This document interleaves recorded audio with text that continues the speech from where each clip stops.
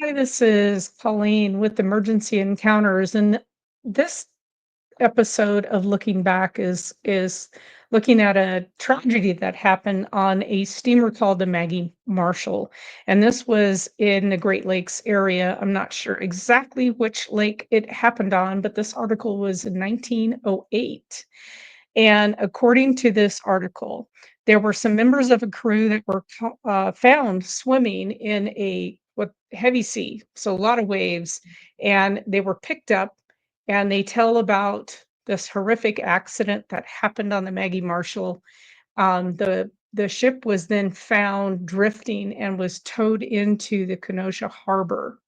It had been drifting all night long. So the survivors of the ship told about four of the crew. It was the engineer, the assistant engineer, a fireman, and a deckhand who were all in the engine room when a steam pipe exploded and basically cooked them to death instantly in the engine room.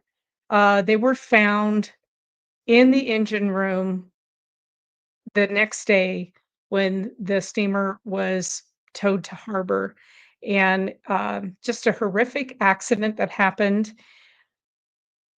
We have now a lot of regulations in place, right? Like for mining, we have MSHA, we have OSHA for the workforce.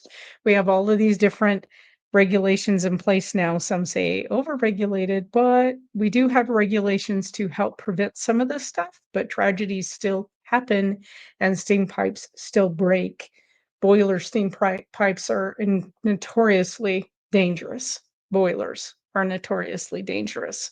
So, terrible tragedy on the Maggie Marshall, and a story that just, these little stories that you find in these newspapers never make it to the light of day anymore. And I'm hoping to bring these stories back to life.